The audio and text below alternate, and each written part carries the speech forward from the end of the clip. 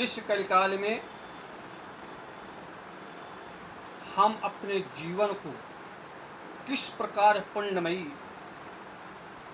बनाएं,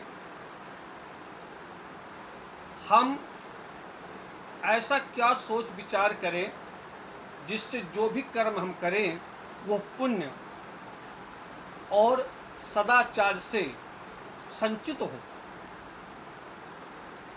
क्योंकि इस घोर कलिकाल के अंतर्गत एन किंच प्रकारेण कहीं भी हमें धर्म, सदाचार, संस्कृति का जो अनावरण हुआ करता था वो क्रमशः सहनः सहनः धीरे धीरे लुप्त होने की कगार पर जा रहा है। इसलिए गोस्वामी जी ने कहा इस कलयुग में, इस कलयुग के अंतर्गत हम अपने आप को बचा सकते हैं, क्योंकि इस कलयुग में करने का फल मिलता है, सोचने करेंगे। लेकिन ये भी बात है कि कल कर एक पुनीत प्रतापा, मानस पुण्य हो ही नहीं पापा। इस कलयुग में यह बहुत सुंदर, पुनीत, पवित्र प्रताप है कि हम जो सोच लेते हैं, हम किसी के प्रति, उदारता के प्रति, किसी को दुख देख करके हमारे हृदय मानस के अंतर्गत उसके लिए दया उत्पन्न होना, उसके लिए सहायता करना, उसके विषय में सोच करके चिंतित होना और उसको सुख प्रदान करने के लिए सोचने का हमें पुण्य मिल जाता है। परंतु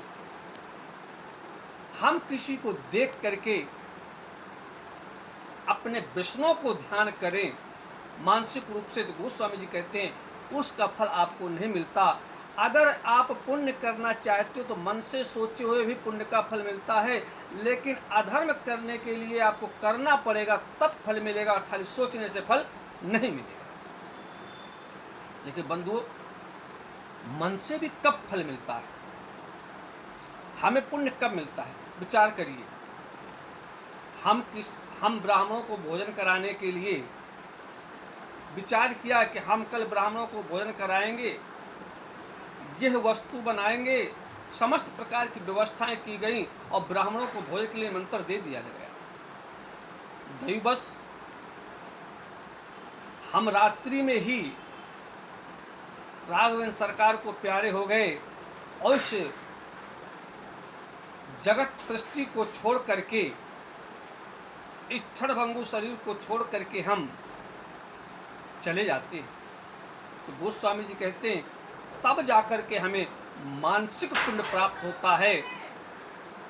हम समस्त प्रकार की व्यवस्थाएं कर ली, हमने सभी चीज़ों को उपस्थित कर दिया, लेकिन मन के अंदर सोच तो लिया कि हमें कल एक पुण्य कार्य करना है, लेकिन नहीं कर पाए और इस धरातल से हम चले गए। तो गोस्वामी जी कहते हैं इस कलयुग में यही सबसे उत्तम सुंदर कार्य है कि आपने सोचा और कर नहीं पाए, तो उसका फल भी कलयुग आपको प्रदान कर देगा। इसलिए कल कर एक पुनीत प्रतापा, मानस पुण्य हो ही नहीं पापा। लेकिन बंधु, यह प्रताप तो है, इसलिए कहा है कलि केवल मलमूल मलिना, अपापो पयो निधि जन मन मीना। कल केवल मल मूल मलिना, इस कलयुग में मात्र मल मूल मलिना, हमारी जो जड़ें हैं, मूल तत्व है, वो मलिन हो जाती हैं। हमारी जो जड़ें हैं वो मोह रूपी, अहंकार रूपी, क्रोध रूपी, व्यसन रूपी उस पे जो है मल चढ़ जाता है और उस मल से मलिन हो जाती है, तो पाप पयोनिधि। और इस कलयुग में पाप का समुद्र बन जाता है। सोचने का पाप नहीं है, बोलने का, देखने का और करने का तो है। इसलिए वो पापों का समुद्र बन जाता है हमारे जीवन में। जबकि बात सत्य है कि हमें सोचने का पाप नहीं लगता, तो इसका मतलब क्या होगा कि हम इस कलिकाल में बस पाप ही पाप सोचते रहें? नहीं। कहते हैं, गोस्वामी जी कहते, कदाचित अगर आपके हृदय में पाप की भावनाएं आवृत हो जाएं, आपके अंदर दुराचार की भावनाएं कदाचित आ जाएं, तो उस भावनाओं को उस प्रकार से निकाल के फेंक दीजिए जैसे धान के खेत में से किसान घास को निकालकर बाहर कर देता है और धान वहीं पर खड़ा रहता है। इसीलिए कहा है, कृषि निरावहि चतुर किसान।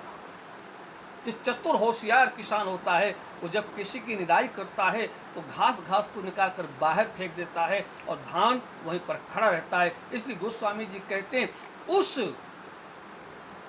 उस मन में सोचो होए को पाप नहीं लगता, जो कदाचित अनावरण हमारे हृदय के अंदर, मानस के अंदर पाप का जन्म हो जाए और हम उसको प्रायश्चित करें, तो ऐसे सोचे हुए पाप हमको नहीं लगता, उसका फल हमें भोगना नहीं पड़ता। इसीलिए कहा है, कहु खगेश अस कवन अभागी, अखरी से सुरधेनु त्यागी। गोस्वामी जी कहते हैं,